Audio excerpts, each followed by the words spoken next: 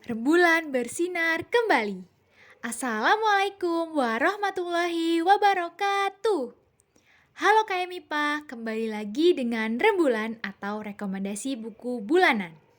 Pada rembulan kali ini, kita bukan hanya hadir dalam bentuk postingan biasa nih. Jadi rembulan kali ini kita hadir dalam bentuk podcast.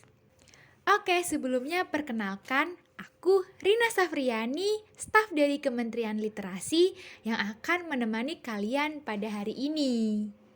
Tapi, aku gak akan sendirian nih. Di podcast kali ini, kita akan membicarakan tentang buku bersama narasumber yang tentunya keren banget. Oke, sekarang aku sudah bersama narasumber yang akan bercerita tentang buku yang dibawa pada podcast kali ini. Nah, buat narasumbernya nih, mungkin bisa saya hello dulu ya. Halo Rina. Halo narasumber kita, buat KMIPA nih, udah tahu belum narasumbernya siapa? Ya walaupun udah pada tahu nih kayaknya, tapi buat narasumber kita, silahkan perkenalkan diri kamu. Oke, aku perkenalan diri dulu. Sebelumnya aku Yesika Nuril Aziz dan aku merupakan salah satu staf dari Kementerian PSDM dari BEM KMIPA Unsut, Kabinet Supernova, dan aku ini merupakan mahasiswi dari jurusan Fisika angkatan 2021. Oke, halo Yesi. Jadi narasumber kita pada podcast kali ini adalah Yesi dari staf Kementerian PSDM dari jurusan Fisika angkatan 2021.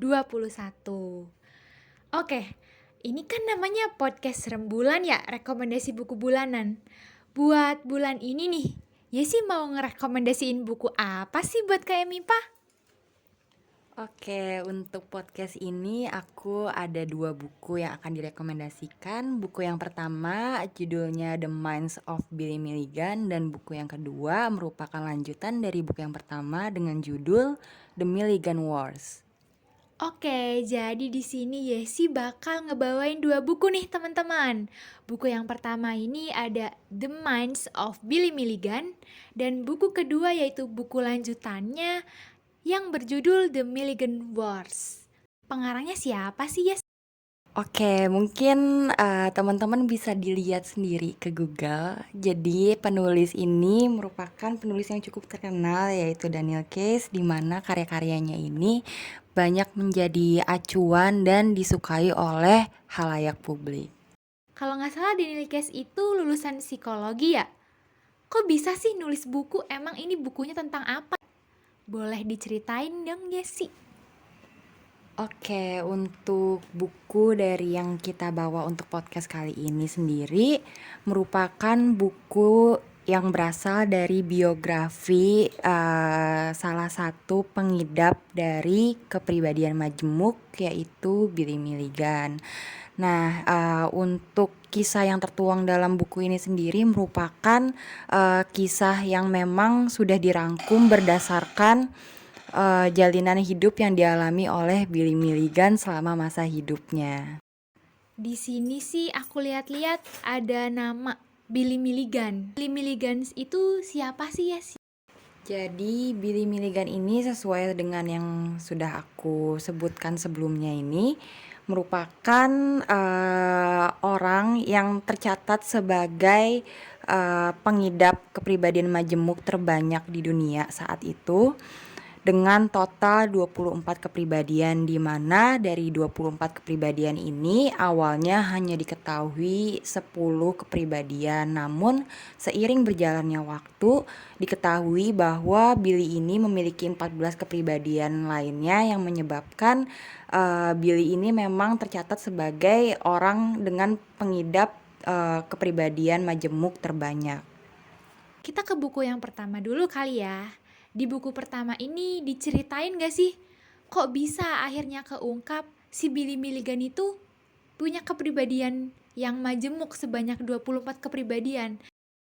Sebenarnya Billy Milligan ini tadinya tidak diketahui oleh publik terkait penyakit yang dia idap ini.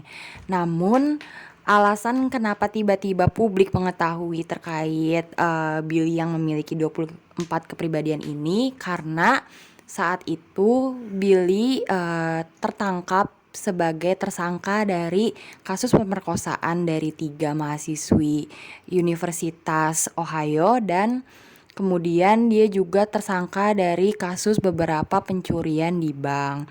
Nah, karena kasus yang cukup besar ini, akhirnya pihak pengadilan pun mencoba untuk mengadili Milligan seadil-adilnya. Namun, seiring dengan jalannya sidang yang berlangsung, diketahui bahwa ada yang aneh nih dari Milligan. Ternyata Billy Milligan ini memiliki pribadi-pribadi lainnya dalam dirinya, dan terhitung ada 24 kepribadian yang menyebabkan situasi publik saat itu benar-benar gonjang-ganjing, karena penjahat yang memang harusnya dihukum seadil-adilnya tidak bisa memberikan keterangan yang sesuai karena penyakit yang dia dapatkan saat itu.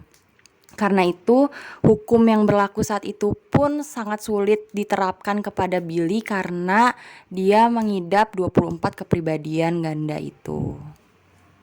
Jadi si Billy Milligan ini diketahui memiliki 24 kepribadian karena dia melakukan tindak kejahatan. Ada pemerkosaan, ada pencurian juga. Mungkin ini pencurian dan pemerkosaan juga tindakan yang dilakukan oleh salah satu kepribadian yang dia miliki ya. Kepribadian yang dimiliki sama Billy Milligan itu kan 24 ya. Nah, mungkin boleh diceritain sifat-sifatnya kayak gimana aja sih? Oke, mungkin dari sisi psikologisnya sendiri, untuk kepribadian ganda ini jelas mereka ini memiliki pribadi-pribadi lainnya di dalam dirinya, dan dari 24 kepribadian itu terbagi menjadi dua antara mereka-mereka yang memang diizinkan untuk mengisi diri Milligan, dan 14 lainnya ini tidak diizinkan karena berbagai hal. Jadi untuk 10 orang yang diizinkan ini memang orang-orang terlatih dan memang orang-orang yang cukup skillful untuk menjalani keseharian Billy Milligan. Jadi untuk 10 orang ini ada 2 orang pemimpin, di mana pemimpin yang pertama itu ada Arthur, dan dia ini merupakan sosok yang terkenal sebagai sosok yang rasional, sosok yang bisa berpikir logis, dan juga diandalkan dalam keseharian Billy Milligan di kehidupannya yang normal. Untuk pemimpin yang kedua ada Regen, di mana dia ini merupakan orang Yugoslavia, dan dia ini memang ditugaskan oleh Arthur untuk memegang kendali terkait kekuatan dari Billy Milligan. Jadi Regen ini memang dimunculkan pada saat-saat berbahaya di mana Billy Milligan mungkin tidak bisa melindungi dirinya sendiri. Jadi saat itulah Regen muncul, dan biasanya pemegang kendali untuk diri Milligan ini dikuasai oleh Regen saat berada di tempat yang memang berbahaya seperti penjara dan lain-lainnya.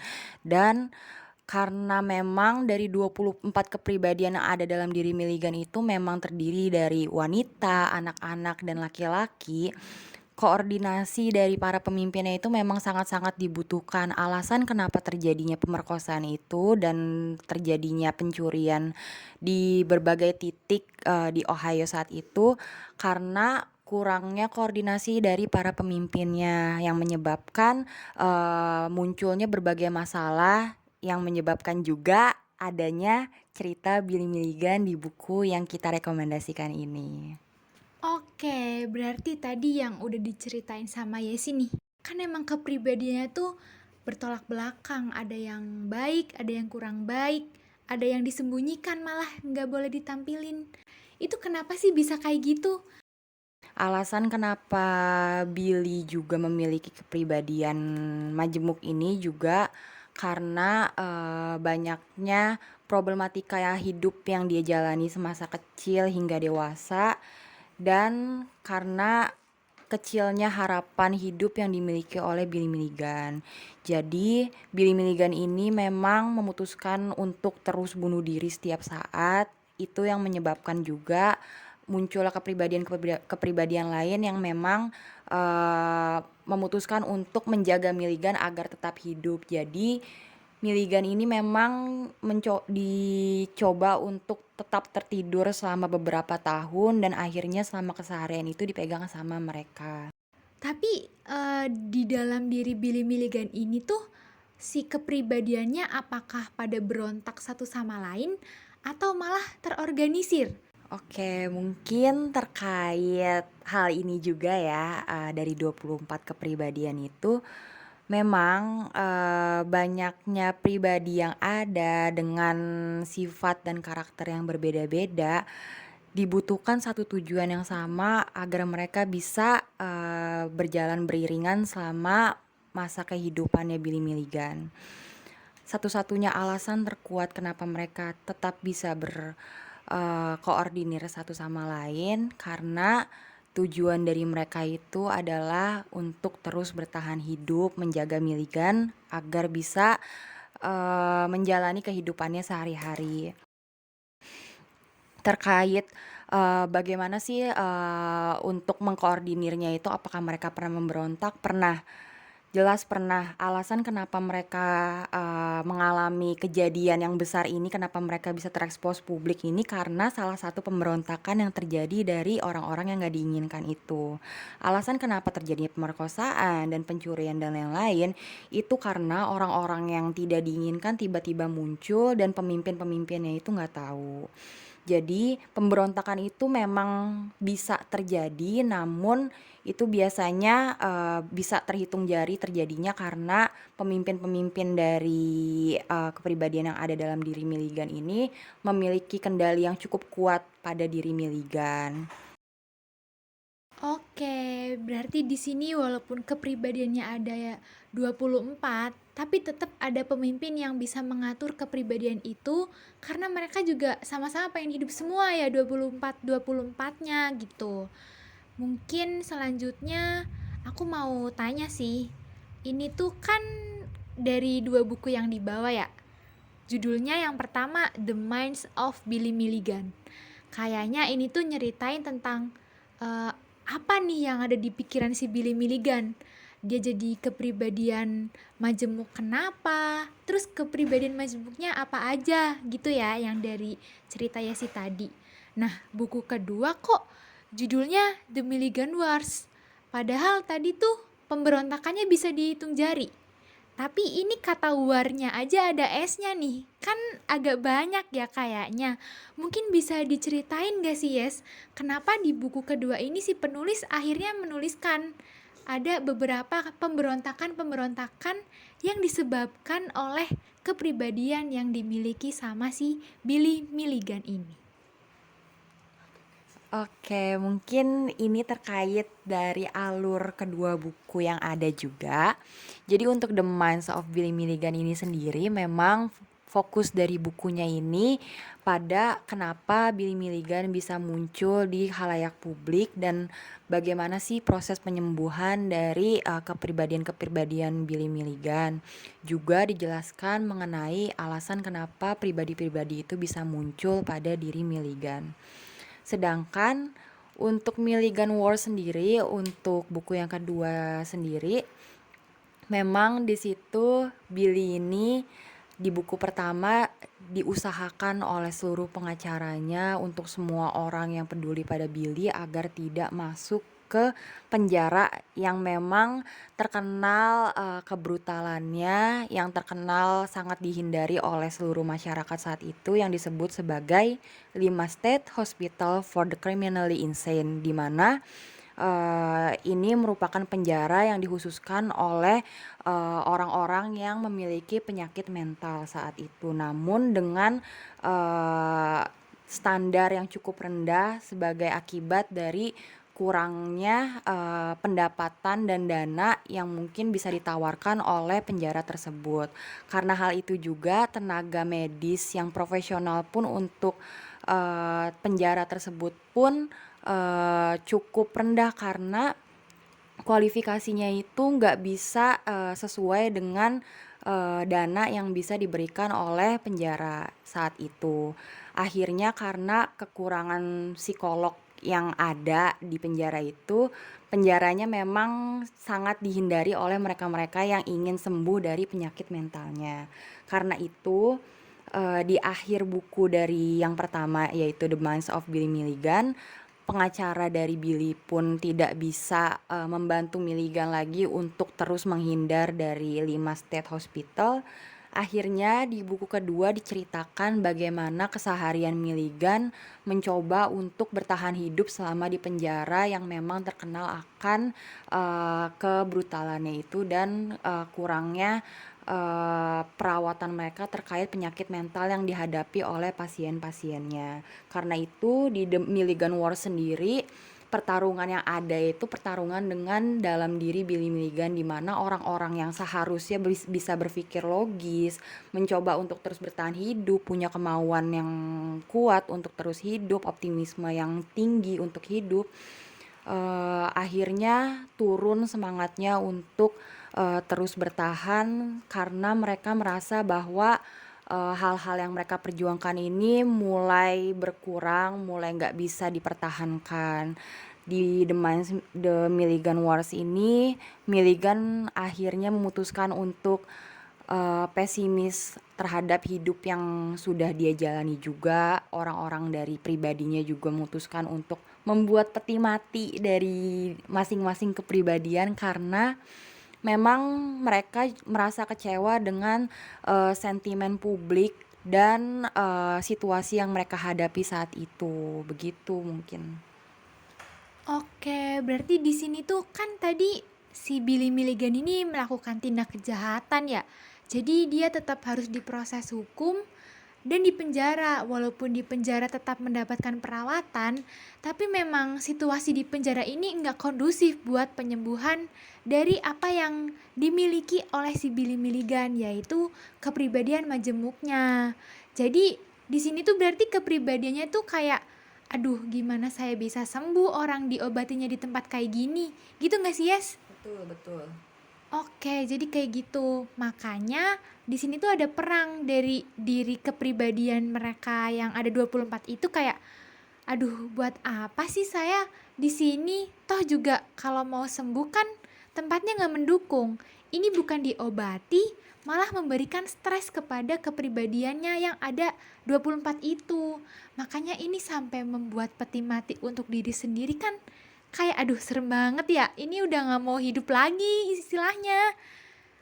Oke, kan kalau dari cerita itu tuh berarti tadi kalau diurutin dari pertama, berarti si ceritanya tuh si Billy Milligan punya masa lalu yang kurang enak ya, dari masa kecilnya, dari tindakan yang diterima dia, dari orang tuanya, dari lingkungannya, sehingga dia punya beberapa kepribadian gitu. Dan akhirnya diketahuilah dia punya beberapa kepribadian karena dia melakukan tindak kejahatan yang merupakan salah satu efek dari kepribadian dia juga nih yang ganda. Nah, abis itu dihukumlah dia. Nah, abis itu walaupun mungkin ini salah satu pemberontakan nih, dia berbuat kejahatan, tapi sebenarnya mereka tuh kepribadiannya saling membantu satu sama lain. Nah, tapi karena lingkungan yang tidak mendukung dan stres yang diberikan lingkungan itu cukup berat, jadi si kepribadiannya juga merasa, aduh, gak bisa nih saya berada di lingkungan kayak gini. Jadi mereka juga menciptakan peti mati ya untuk diri mereka sendiri. Nah, kalau di akhir ceritanya nih, Yes, ini tuh mereka akhirnya si kepribadiannya tuh bisa bertahan hidup bareng-bareng sama si Billy-nya buat sembuh dan keluar dari penjara itu, atau malah mereka mati gitu satu persatu kepribadiannya dan kondisi si Billy itu makin terpuruk. Bisa diceritain gak, Yes? Oke, untuk akhir dari biografi Billy sendiri, sebenarnya memang terlepas dari proses penyembuhan yang Billy jalani selama di buku pertama, ternyata proses penyembuhan tercepat bagi diri Milligan sendiri ada dari bagaimana penerimaan Billy terhadap kepribadian yang ada dalam dirinya. Jadi selama di masa penjara itu, pribadi-pribadi yang tidak diinginkan tadi mulai muncul satu persatu dan mulai menunjukkan identitas dari masing-masing pribadi itu. Akhirnya dari pribadi yang tidak diinginkan itu yang mulai bisa mengekspresikan diri, Billy pun bisa menerima masing-masing dari kepribadian yang ada. Hal itu juga yang mempercepat proses penyembuhan dari kepribadian majemuk yang dialami oleh Billy Milligan. Dan memang akhir dari biografi Billy Milligan ini menyatakan bahwa Billy Milligan ini memang sudah sembuh dari kepribadian majemuk yang dia miliki tersebut karena dia mendapatkan proses yang cukup efektif selama masanya di penjara dengan menerima masing-masing kepribadian yang ada dalam dirinya.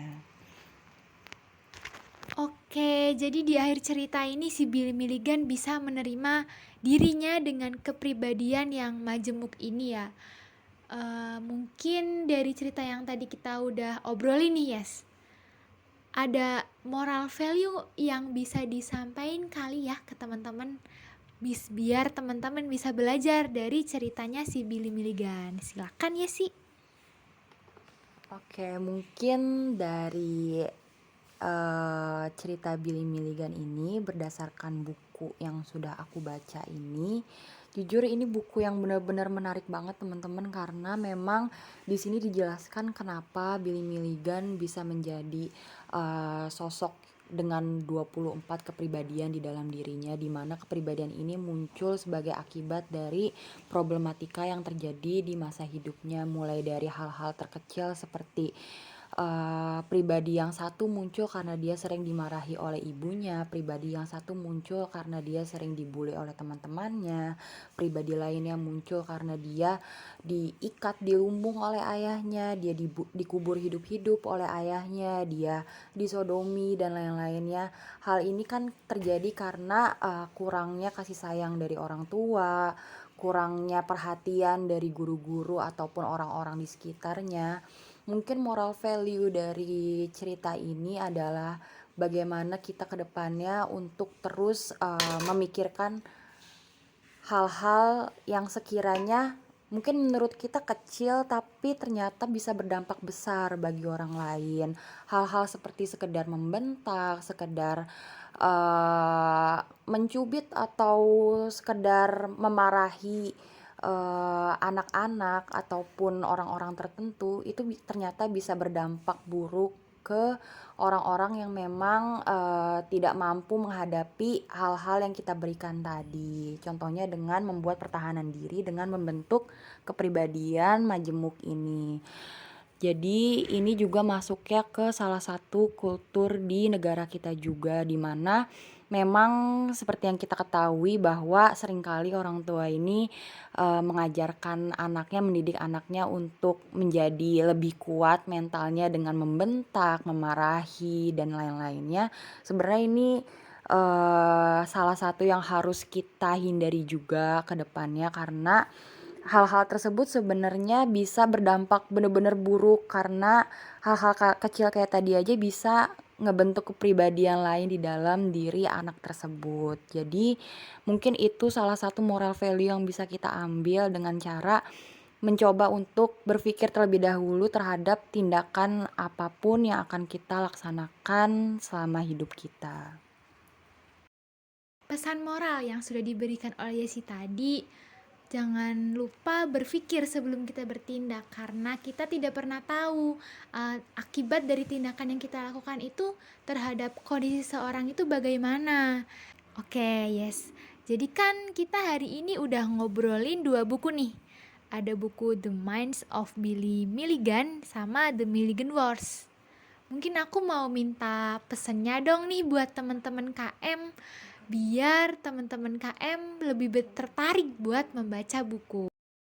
Mungkin pesan aku buat teman-teman yang ngedenger podcast ini, dari teman-teman sendiri, coba dilakukan hal terkecil sebelum membaca buku, yaitu menargetkan kira-kira buku apa sih yang menarik bagi kalian. Dari aku sendiri ini kan, walaupun aku anak MIPA nih, walaupun aku sering laprakan, walaupun aku sering berkaitan dengan hal-hal yang kaitannya dengan hitungan dan lain-lain, tapi nyatanya aku tetap tertarik dengan dunia psikologi, aku tertarik dengan dunia fiksi dari buku-buku fiksi juga. Itu balik lagi ke preferensi kita untuk membaca buku yang memang kita minati. Dari situ minat baca kita pun nggak bakalan turun seandainya memang kita tahu apa-apa aja buku yang memang kita minati. Dan dari situ pastinya kita bakal memupuk keinginan kita untuk membaca buku terus-menerus setiap harinya. Dan untuk teman-teman sendiri, aku harap kita bisa sama-sama membantu meningkatkan data dari minat literasi baca negara kita yang mungkin cukup rendah ini, agar bisa menjadi negara yang lebih kritis dengan banyaknya buku yang kita baca sehari-hari. Mungkin begitu. Oke, terima kasih Yesi atas pesannya buat teman-teman KM MIPA. Buat teman-teman KM MIPA yang baru mau mulai membaca, jangan ragu-ragu. Mungkin bisa dimulai dengan membaca buku yang sesuai minat kalian. Nggak harus tentang MIPA dan nggak harus tentang sains kok. Yesi aja baca buku psikologi juga nih. Jadi buat teman-teman, dimulai dari hal yang kita sukai dulu ya buat meningkatkan minat literasi di Indonesia, terutama di KM MIPA. Oke, akhirnya kita sampai di akhir obrolan kita pada hari ini, yes. Aku mau mengucapkan terima kasih banyak atas waktunya dan kesempatannya. Karena Yesi sudah bersedia untuk bercerita kepada teman-teman KM MIPA tentang 2 buku yang dibawa pada hari ini yang sangat-sangat menarik. Semoga obrolan kita pada hari ini dapat bermanfaat bagi teman-teman KM MIPA dan mampu menarik teman-teman KM MIPA buat mulai membaca buku. Sekian rembulan untuk bulan Oktober. Terima kasih atas perhatiannya, kurang lebihnya mohon maaf. Wassalamualaikum warahmatullahi wabarakatuh. Dadah teman-teman.